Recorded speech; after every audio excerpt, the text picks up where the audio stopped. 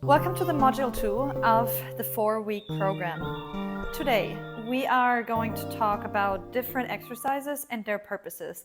Now, the first thing that we can learn is the chest to wall handstand. And the chest to wall handstand is, I would say, the most scary of them all, because you're gonna get very, very close and intimate with Paul the wall. And anyways, and you want to bring your chest as close to the wall as possible. That's going to teach you the right alignment, because it essentially forces you to open up your shoulders, this shoulder extension that I have been preaching about in the first week. And so it can be daunting. We're going to go in baby steps, and you're going to train where you are feeling comfortable. It took me quite a while to get really comfortable with this exercise, so don't be too hard on yourself. Do it at your own pace. And the setup is pretty straightforward. So you can bring your hands to the ground, you bring your feet up, and then you push into the ground. You push yourself already away until your legs are straight. And so you can stay here or slowly walk your way all the way up towards the wall. And so when we're on the wall, you can see how my pelvic bone is kind of leaning against it. We want to push now into the ground. I spread my fingers wide, and then I can gaze towards the wall. And then, so basically my pelvic bone is now all the way away from the wall, and my toes are pointing on the wall, and we really push it to the ground. And this is how we bail. So there is a learning curve to this. Woo! And it's quite strenuous. So work up to the distance that you feel most comfortable at. You don't have to be all the way close to the wall in the beginning. You can be somewhat diagonal. And then slowly, we work our way all the way straight to the wall. It's a great exercise. It will boost your strength like nothing else. However, it's the scariest.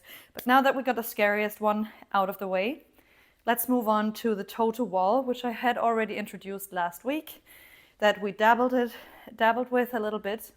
And the toe to wall essentially is going to teach you how to create and maintain balance. Because every single time we switch our feet on the wall, we want to think about re-stabilizing our shoulders. So every single time we want to initiate a foot movement, we give our shoulders a little bit of a shrug, because there's so much happening all over our body that sometimes we sink into our shoulders because we just focused on our feet. So when we do this like little switcheroo with our feet, before we do that, we initiate the movement with a little bit of a shoulder push, okay? So let's get back to the wall. We bring our hands shoulder distance apart, spread your fingers wide, bring your shoulders over your wrists, and then we kick up. Now bring your toe to the wall, push into the ground, and bring one leg away. The one leg that is away is going to be very highly extended. So now we want to switch our feet. We push into the ground, and we switch our feet. Push into the ground and switch our feet. And so over time, we have to see, or we want to create a little bit of effortlessness. So when we push, we kind of bring the force, we stabilize, we bring the force to our shoulders. We stabilize everything, and the switching of the feet should feel, over time, progressively more weightless. So the next exercise that we want to explore is the tuck. And so the tuck handstand essentially means that we bring our knees to our chest and we are tucked in tightly. And usually for some, this can be a little bit easier because we don't have so much weight to counterbalance as in our legs. It's all kind of like tucked, like packed in nicely.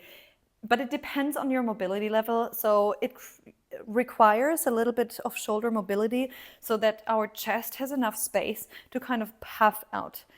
Like everything, we can practice this on our best friend, the wall. So there's two different ways how we can go about it.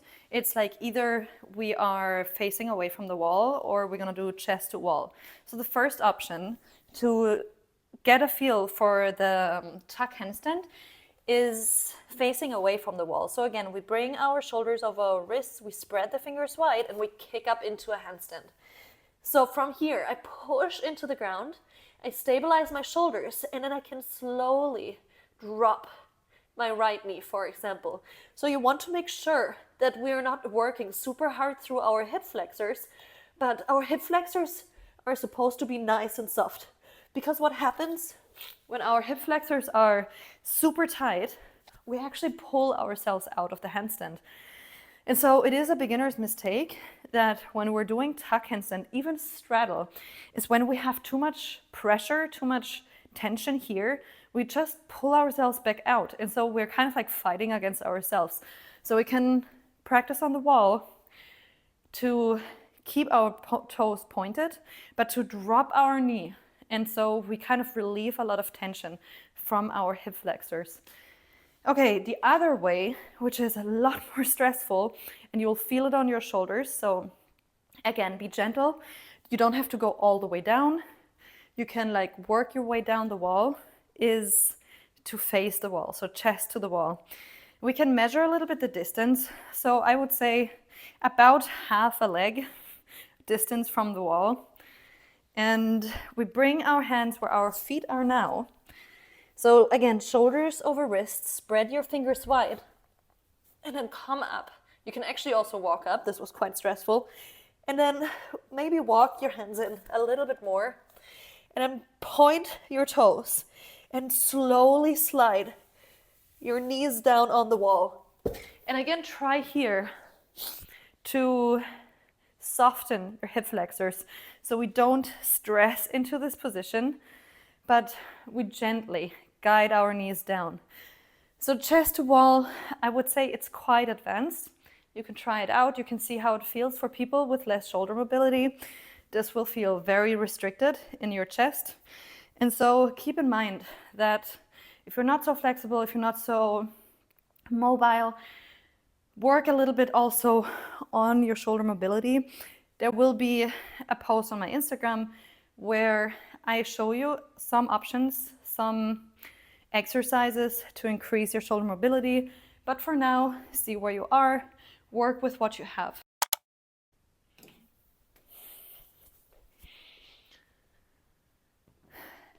Okay, so last but not least, I will show you my favorite exercise. Genuinely, you don't want to skip this one because this has so many goodies for you.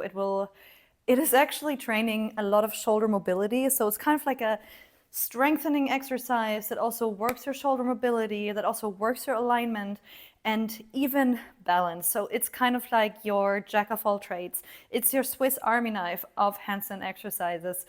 And genuinely, if you are short on time and you only do that one, perfect. So it's the L-shape hold, and it can feel quite a lot on the shoulders, but this exercise will pay dividends. I assure you of that. So let's get right into this. So again, we have the same setup where we want to bring our shoulders over our wrists, spread our fingers wide, and we come up on a platform. As you can see, I'm doing this on my couch table. You can do it on a bed, on a chair, like anything that elevates your hips. So you shift your hips already over your shoulders or as much as you can, and then you lift one leg up. And again, I'm pushing my chest towards the table and my shoulders to my ears, and I'm pushing the ground away. And you want to hold this for as long as it feels feasible. This is a less daunting exercise like chest to wall because we can always very easily bail. Eventually, if you are feeling confident, you can also train to balance off the table. I'm going to show you how. So again, we have the same setup. Bring your shoulders over your wrists, spread your fingers wide, push into the ground. And we bring one leg up, and then slowly shift your weight over your shoulders and see if you can maybe float.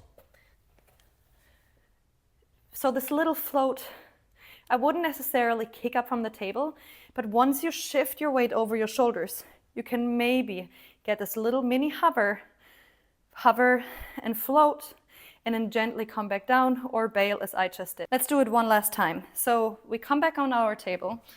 We bring our shoulders over our wrists, spread the fingers wide, lift one leg up into the air, and then shift the weight over the shoulders.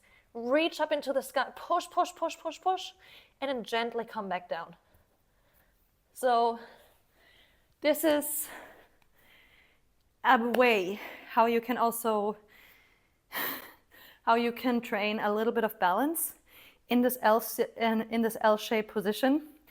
But I would say it's a little bit more advanced. So work on the shoulder strength, work on your static holds, and then eventually you can start to shift your weight, like lean over, and then maybe, just maybe, your foot will start floating a little bit off the table, and you can gently place it back down.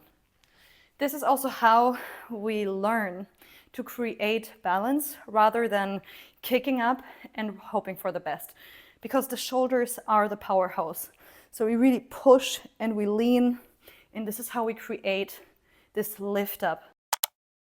So the final part of our exercise for this second week is kick-ups.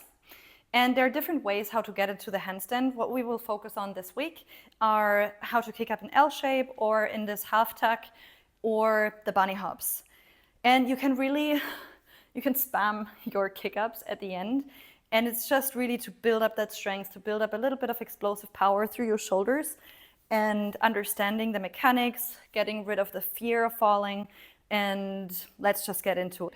So the L-shaped kick-up is as follows. So we bring again our hands to the ground, we shift our shoulders over our wrists, and I bring one leg already extended up into the air. So I shift my shoulders to the highest point, and I sink a little bit into that on an inhale, and then on an exhale, I push the ground away and I come all the way into the shoulder extension.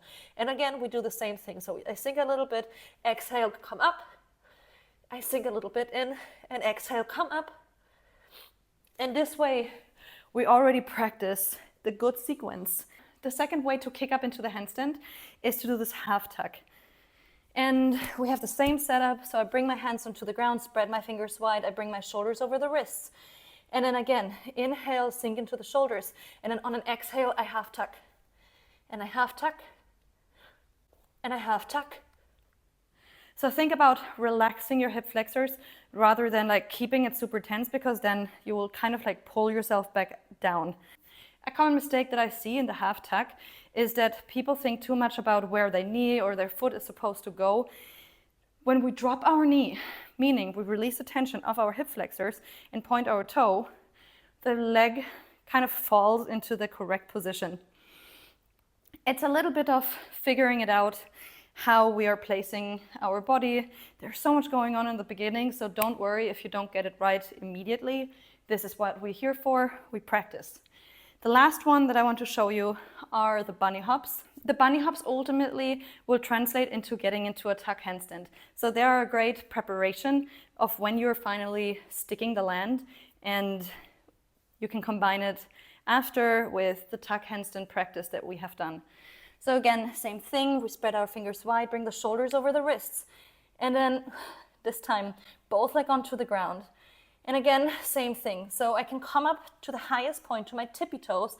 I sink into the shoulders on an inhale, and an exhale, tuck, and exhale, tuck. So these are the different entry points of your handstand, and just get comfortable. Get familiar with the different ways of how to enter a handstand. And don't forget to have a lot of fun.